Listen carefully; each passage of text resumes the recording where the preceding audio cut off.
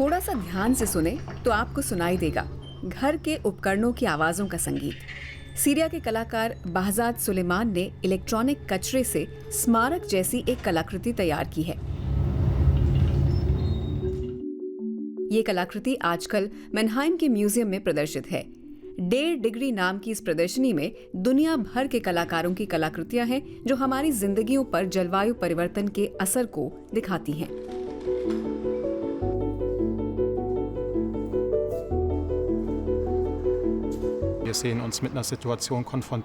हम इंसानों का जो आज लाइफस्टाइल है, जो पिछले कुछ दशकों में बहुत तेजी से बढ़ा है, उसने हमें एक संकट में डाल दिया है और रोज उसका सामना करना होता है। हमें लगता है कि अब इस मुद्दे पर बात करनी जरूरी है और ये दिखाना भी जरूरी है कि इस सवाल पर चर्चा करने के लिए कला एक महत्वपूर्ण माध्यम है। ये हमें सोचने को प्रेरित कर सकता है। एमर्सन पोंटिस एक कलाकार, जीव विज्ञानी और टीचर हैं। अपनी परफॉर्मेंस में वे अपनी ऑल्टर ईगो के तौर पर ओइरा सोडोमा नामक किरदार का इस्तेमाल करते हैं, जो उनके देश ब्राजील में अमेज़न के जंगलों की बर्बादी पर ध्यान दिलाता है। वह पौधे और इंसान से मिलकर बने एक हाइब्रिड किरदार को निभाते हैं और अलग अलग हालात के मुताबिक बदलते हैं।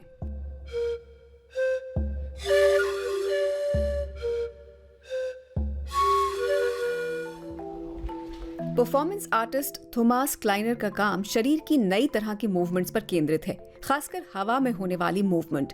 वो फेंक दिए गए पैराशूट का इस्तेमाल करते हैं।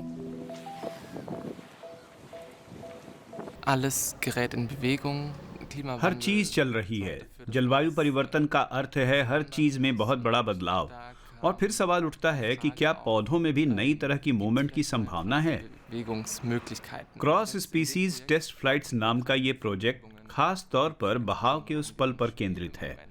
मसलन मैंने जेलीफिश की मूवमेंट्स को रिकॉर्ड करने की कोशिश की है, या फिर पौधों के साथ उड़ती हुई चीजों का समूह, ताकि वे कुछ नया बन जाएं।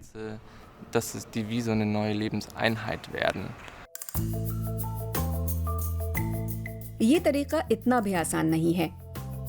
थॉमस क्लाइनर प्रदर्शनी के दौरान अक्सर मौजूद रहते हैं। आने वाले लोग उनके दर्शक हैं।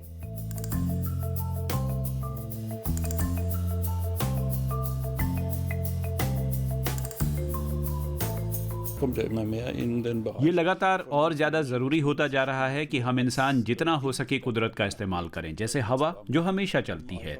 ये जरूरी है ताकि कुदरत के साथ तालमेल बनाकर जिया जा सके। क्यूरेटर के लिए ये प्रदर्शनियां खासतौर पर महत्वपूर्ण हैं। जर्मन ऑस्ट्रियन कलाकार ऑन्सेल्म कीफर की तस्वीरें।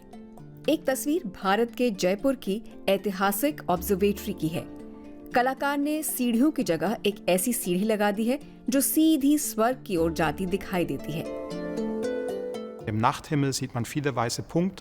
रात के आकाश में इतने सारे सफेद बिंदु यानी सितारे, और वो नासा से मिले कोऑर्डिनेट्स के जरिए इन्हें दिखाते हैं। तो असल में ये एक तरह का मिश्रण है। एक तरफ पश्चिम का टेक्नोलॉजी आधारित ज्ञान है और दूसरी तरफ सितारों को देखने की पुरानी परंपरा जो भारतीय शहर जयपुर में पनपी थी। वहाँ तो बहुत अद्भुत सांस्कृतिक इतिहास मौजूद है। उसके साथ ही एफा गेंटनर की ड्राइंग है।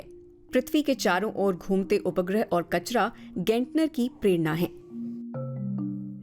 प्रदर्शनी की एक खास चीज है ऑस्ट्रेलिया की जुड़वा बहनों मार्गरेट और क्रिस्टीन वेर्थहाइम की क्रोशे से बुनी गई कोरल रीफ। लेकिन उनकी थीम उनके देश के मृत रीफ नहीं है। उनकी अपील पर 4000 लोग जुटे और उन्होंने मिलकर ये कोरल रीफ तैयार किया। संदेश है कि जलवायु परिवर्तन को कम करना एक ऐसा काम है जिसे मिलकर किया जा सकता है, इस रीफ की तरह।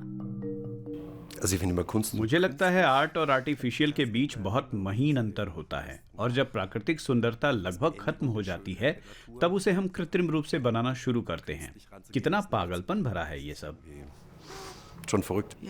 लोगों को जागरूक करने के लिए आपको हर संभव काम करना होगा, और शायद यही इसके साथ संतुलन बनाने का तरीका भी है, ताकि समझा जा सके कि बीते दशकों में कहाँ क्या गलत हुआ और क्या है जो अब भी गलत हो रहा है। जैसे कि जीवाश्म ईंधनों का इस्तेमाल। प्रदर्शनी में दिखाई जा रही जूलियन शारिये की फिल्म में तेल के एक कुएं के ऊपर जलती आग को उल्टी दिशा में दिखाया जा रहा है। जीवाश्म ईंधन जिसे इंसान धरती की सतह पर लाया, वे वापस धरती में जाते दिखाई दे रहे हैं। काश कि सब कुछ इतना ही आसान होता।